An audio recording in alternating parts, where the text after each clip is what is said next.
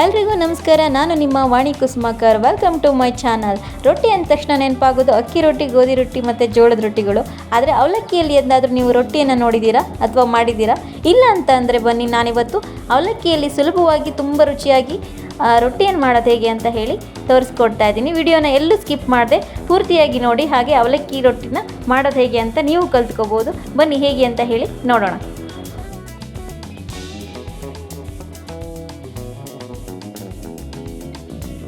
ನಾನಿಲ್ಲಿ 2 ಕಪ್ಪಷ್ಟು ಪೇಪರ್ ಅವಲಕ್ಕಿನ ತಗೊಂಡಿದ್ದೀನಿ. ಆನಂತರ 2 ಈರುಳ್ಳಿನ ಚಿಕ್ಕದಾಗಿ ಹೆಚ್ಚಿಟ್ಕೊಂಡಿದ್ದೀನಿ. 1 ಕಪ್ಪಷ್ಟು ಅಕ್ಕಿ ಹಿಟ್ಟು, 1 ಕಪ್ಪು ತೆಂಗಿನಕಾಯಿ ತುರಿ, ಸ್ವಲ್ಪ ಕೊತ್ತಂಬರಿ ಸೊಪ್ಪು, 4 ಹಸಿಮೆಣಸಿನ್ಕಾಯಿ ಮತ್ತು ಕರಿಬೇವಿನ ಸೊಪ್ಪನ್ನು ಚಿಕ್ಕದಾಗಿ ಹೆಚ್ಚಿಟ್ಕೊಂಡಿದ್ದೀನಿ. ನಾವು ಈ ಅವಲಕ್ಕಿನ ಒಂದು 2 ಸರಿ ಚೆನ್ನಾಗಿ ನೀರಲ್ಲಿ ತೊಳೆದು ಈ ಥರ ನೆನೆಸಿಟ್ಕೋಬೇಕು. ನೆನೆಸಿರೋ ಅವಲಕ್ಕಿನ ಒಂದು ಬೌಲ್ಗೆ ಹಾಕಿ ಆನಂತರ ಇದನ್ನು ಚೆನ್ನಾಗಿ ಮ್ಯಾಶ್ ಮಾಡ್ಕೋಬೇಕು. ನಂತರ 1 ಕಪ್ಪಷ್ಟು ನಾವು ಅಕ್ಕಿ ಹಿಟ್ಟನ್ನು ಸೇರಿಸ್ತಾ ಇದ್ದೀನಿ. ಆನಂತರ ತೆಂಗಿನಕಾಯಿ ತುರಿಯನ್ನು ಸೇರಿಸಿ ಇದೆಲ್ಲವನ್ನು ಚೆನ್ನಾಗಿ ಮಿಕ್ಸ್ ಮಾಡ್ಕೋಬೇಕು.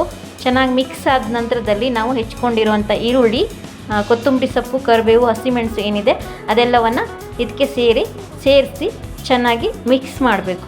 ಸ್ವಲ್ಪ ನಾನು ಇದಕ್ಕೆ 2 ಸ್ಪೂನಷ್ಟು ಜೀರಿಗೆನ ಆ್ಯಡ್ ಮಾಡ್ತಾಯಿದ್ದೀನಿ.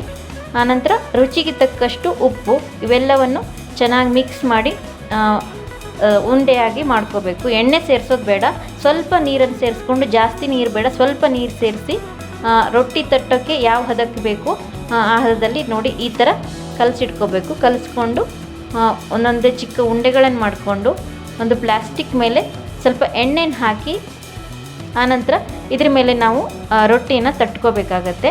ಆದಷ್ಟು ತೆಳ್ಳಗೆ ತಟ್ಕೊಂಡ್ರೆ ರೊಟ್ಟಿ ಚೆನ್ನಾಗಿ ಬರುತ್ತೆ. ನೋಡಿ ಈ ಥರ ತಟ್ಕೋಬೋದು, ಅಥವಾ ನೀವು ಚಪಾತಿ ಮೇಕರ್ ಇದೆ ಅಂದರೆ ಅದರಲ್ಲಿ ಕೂಡ ಮಾಡ್ಕೋಬೋದು. ನಂತರ ನಾನಿಲ್ಲಿ ಚಿಕ್ಕದಾಗಿ ಹೋಲ್ಗಳನ್ನ ಮಾಡ್ಕೊತಾ ಇದ್ದೀನಿ. ಈ ಥರ ನೋಡಿ ಹೀಗೆ ಹೋಲ್ಗಳನ್ನ ಮಾಡಿ ತವದಲ್ಲಿ ಬೇಯಿಸ್ಕೋಬೇಕು. ನಾನಿವಾಗ ತವಾನ ಬಿಸಿಗಿಟ್ಕೊಂಡು ಇದಕ್ಕೆ ಸ್ವಲ್ಪ ಎಣ್ಣೆನ ಹಚ್ತಾ ಇದ್ದೀನಿ. ಎಣ್ಣೆ ಹಚ್ಚಿದ ನಂತರದಲ್ಲಿ ನಾವು ಮಾಡ್ಕೊಂಡಿರೋ ರೊಟ್ಟಿ ಏನಿದೆ ಅದನ್ನು ಇದಕ್ಕೆ ಹಾಕಬೇಕು.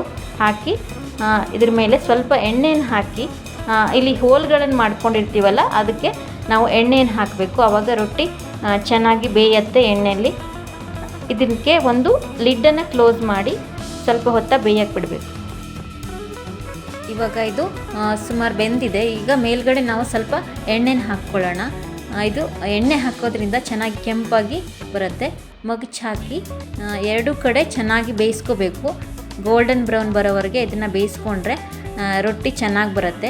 ತೆಂಗಿನಕಾಯಿ ಹಾಕಿರೋದ್ರಿಂದ ರೊಟ್ಟಿ ರುಚಿ ತುಂಬ ಚೆನ್ನಾಗಿ ಬರುತ್ತೆ. ನೀವು ಒಮ್ಮೆ ಟ್ರೈ ಮಾಡಿ. ಇದು ಶೇಂಗಾ ಚಟ್ನಿ ಅಥವಾ ತೆಂಗಿನಕಾಯಿ ಚಟ್ನಿ ಜೊತೆ ಕೂಡ ತಿನ್ಬೋದು. ಹಾಗೇನೂ ತಿನ್ನೋಕ್ಕೂ ಚೆನ್ನಾಗೇ ಇರುತ್ತೆ.